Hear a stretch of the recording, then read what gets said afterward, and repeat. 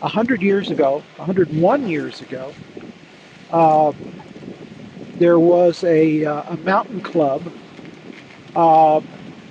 in Boulder who were lobbying with the U.S. Congress to make a national park, which turned out to be Rocky Mountain National Park. And one of the things they wanted to do was to bring Indians who had lived in the park to identify, to name certain places, mountains, lakes, places where things historic happened. And they were going to use that to convince Congress that this was an important place. And they thought that would make it easier for Congress to pass the laws to make the park. They brought in two Native Americans, older Native Americans, who were of the Arapaho tribe, the northern Arapaho tribe. And they came from about 200 miles north of here in the state of Wyoming, where the reservation was. Both of them had been in the park with their families between about 1850 and about 1870. So they knew, some of the history. They knew some of the places.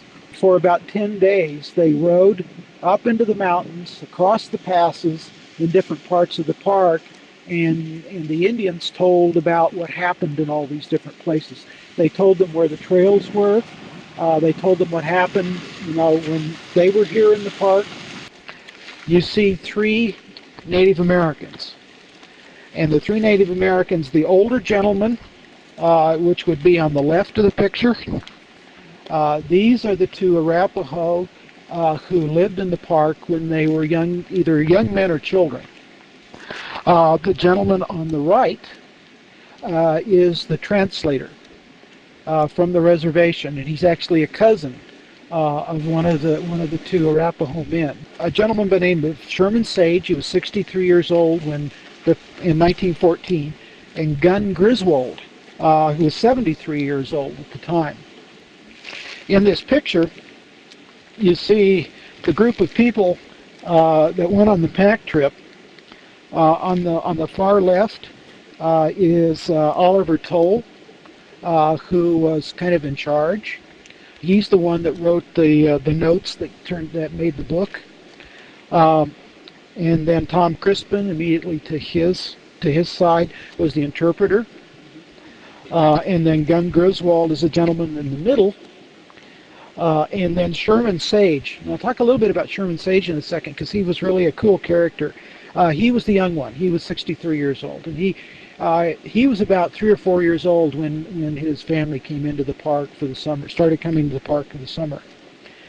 The white man on the far left is Shep Usted, and Shep Usted was a guide.